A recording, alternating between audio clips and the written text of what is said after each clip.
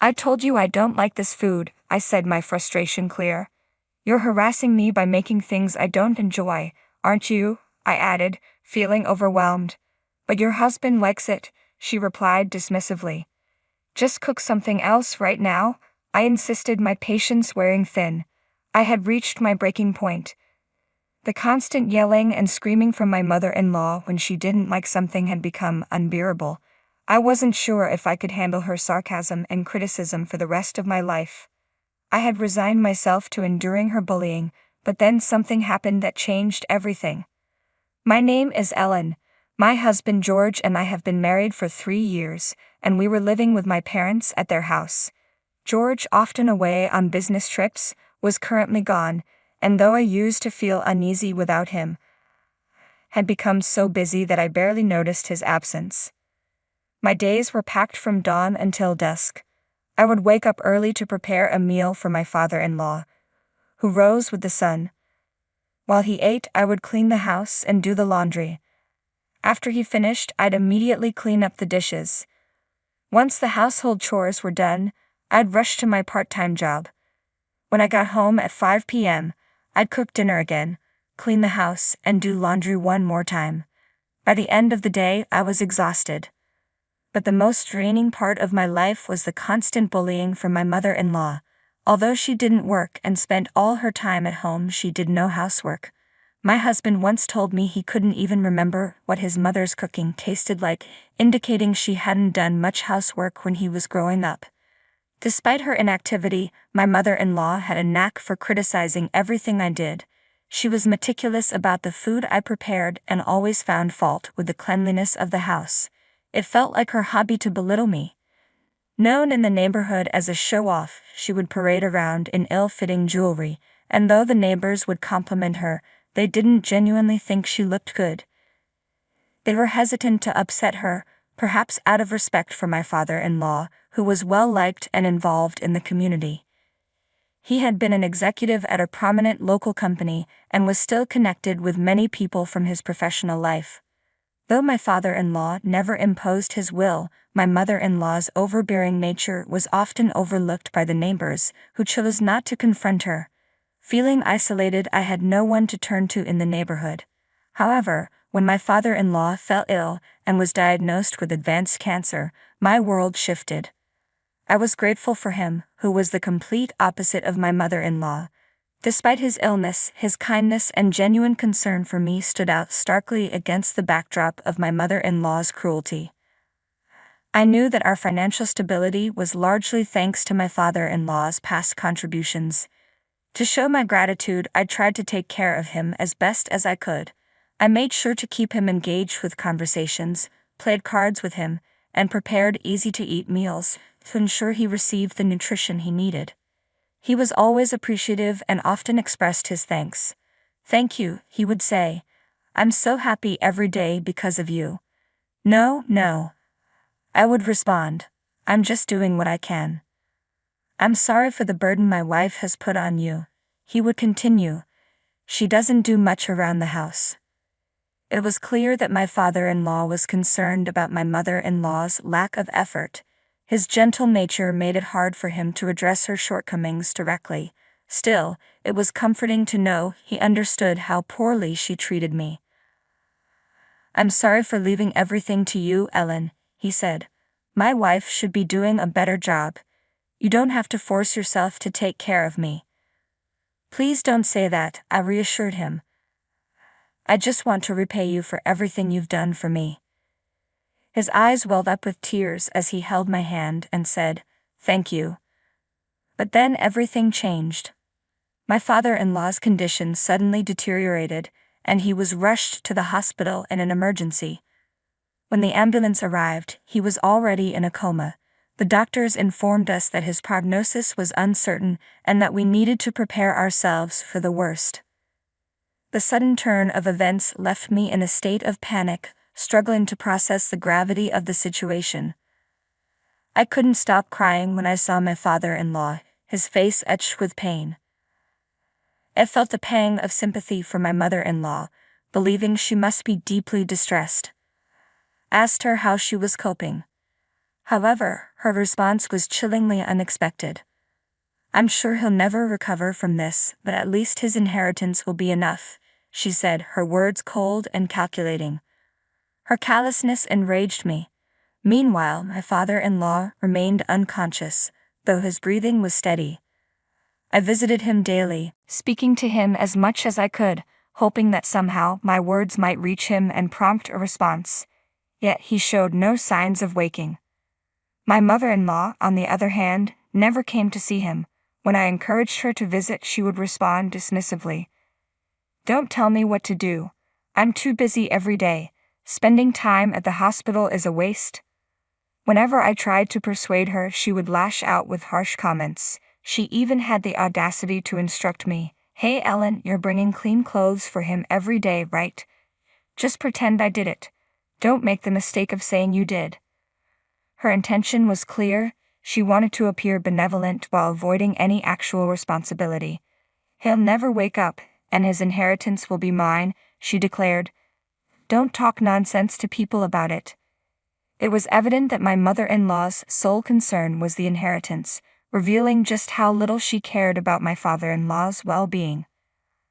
I was so infuriated by my mother-in-law's selfishness that I decided I had to take action. With my father-in-law no longer at home, her bullying had intensified. "Why aren't you starting dinner yet? It's too early for that," she snapped. "I'm heading to the hospital now and will be back soon to cook." "You really piss me off, Ellen," she continued. "I've told you countless times that the old man is only good for leaving me his money. He doesn't need visits or sympathy." Her harsh words about my father-in-law were too much to bear. I wanted to retort but managed to keep my composure. Then I received a call from the hospital with the news I had been hoping for. "Is it true?" asked, heart-racing. Thank God. My father-in-law had finally emerged from his coma, and remarkably, his condition had stabilized. I rushed to the hospital with my mother-in-law. As we entered his room, I greeted him warmly. "Welcome back. It's so good to see you." He responded, "Me too. I'm sorry for all the trouble." My father-in-law smiled peacefully at me. My mother-in-law, on the other hand, put on an act of joy and said, "Honey, I've been taking care of you every day." "I see," he replied, noting that his clothes were clean. "You did all this for me?" "Yes, I did everything," she said, looking at me expectantly, as if she wanted me to agree with her performance. Ignored her silent cues and let her leave. It was clear from her expression that she was frustrated with me for not playing along. My father-in-law noticed her irritation, but chose not to comment. "Well, I'm going to go now," my mother-in-law said, her mood sour. "I have some errands to run, so please take care of things here, Ellen." She cast one last annoyed glance at my father-in-law before leaving the room. "Are you okay, Ellen?" he asked, noticing the tension. "Why do you ask?" I responded, puzzled. "My wife's attitude seemed strange," he said. "I thought it was you who took care of me all this time." I realized that he had seen through the pretense. Had been keeping evidence of my mother-in-law's actions, planning to share it when the time was right. I hadn't expected to reveal it so soon. "Well, I'm sorry if this disturbs you," I said, pulling out my voice recorder. "But please listen to this." I played the recording for him, feeling a mix of guilt and relief as he heard my mother-in-law's true voice. I knew my father-in-law would find it painful to hear everything my mother-in-law had said on the recording. Her words were filled with malice and greed. "When my husband dies, I want all the inheritance for myself. I want him to die soon. I don't want to take care of him. It's a waste of time." As I looked at my father-in-law with concern, I was surprised to see him laughing. "She's turned into such a greedy woman, hasn't she?" he said with a chuckle. "I wouldn't give any of my inheritance to someone like that." Despite his laughter, I could sense his deep anger and hurt. A few days later, my father-in-law's condition stabilized, and he was discharged from the hospital. Once home, my mother-in-law made a point of telling him how difficult it had been to care for him every day. My father-in-law listened in silence, not disputing her complaints. Shortly after, my husband returned from his business trip to visit his father. "I'm sorry I'm late," he said as he arrived, "but it's good to see you're doing okay." "Yes, I'm fine," my father-in-law replied. "Thanks to you and Ellen for looking out for me. I'm really glad you're here." My father-in-law seemed genuinely grateful for our support. From then on, my husband and I continued to care for him. Although he made some progress, his health remained fragile. I could see my father-in-law growing weaker each day. The reality of his approaching farewell was becoming clear. My husband and I made a pact to do our utmost for him until we had to say goodbye. Meanwhile, my mother-in-law remained unchanged. She continued to neglect my father-in-law's care, spending her time away from home. It seemed she believed that with my husband's return, she could relax and let us handle everything. The fact that both my father-in-law and husband were home made it harder for her to assert her dominance over me. As my father-in-law's condition deteriorated, he ate less and less. In his final moments, he managed to whisper his last words to us. "Thank you both so much. I've left a will for you to read after I'm gone. I appreciate your care until the end." With those words, his life came to an end. At his funeral, I was deeply moved by the sheer number of people who came to pay their respects. It was clear that my father-in-law had been greatly respected at work and cherished by many. In contrast, my mother-in-law seemed unnervingly lively. She acted as though she was the one who had brought everyone together, and even boasted about taking care of him until the very end. Her lack of tears and her disingenuous display of grief were unsettling. I wanted to confront her about her behavior in front of the attendees, but I refrained from causing a scene at my father-in-law's grave. The funeral went smoothly, and I was relieved that my father-in-law could rest in peace. However, when we returned home, I noticed a drastic shift in my mother-in-law's attitude. My mother-in-law's attitude changed drastically after the funeral. She was visibly exhausted and spoke with a mix of relief and satisfaction. "I'm so tired. Funerals are always so depressing," she said. "But now that I have the inheritance, I can look forward to the rest of my life." It was clear she believed that all of my father-in-law's inheritance was rightfully hers. She seemed in high spirits, making plans for her newfound wealth. That's when my husband presented her with the will. "I'm sorry to change the mood," he said, "but Dad left this will before he passed. I haven't read it yet, but I think it has something to do with the inheritance." "Don't need to see the will. It's all mine," she replied confidently. "Let's just sit down and read it," my husband suggested, trying to calm the situation. When my husband carefully opened the will, my mother-in-law grabbed the paper roughly and began to read. Her expression shifted from confidence to shock as she read the contents. What is this?" she stammered, her face going pale. I took the will from her trembling hands and read it myself. It stated that I was to inherit everything my father-in-law had. It also mentioned that the inheritance was to be used by both me and George as a couple, acknowledging my care for him while my husband was away. This made perfect sense. My father-in-law's gratitude was evident in his will.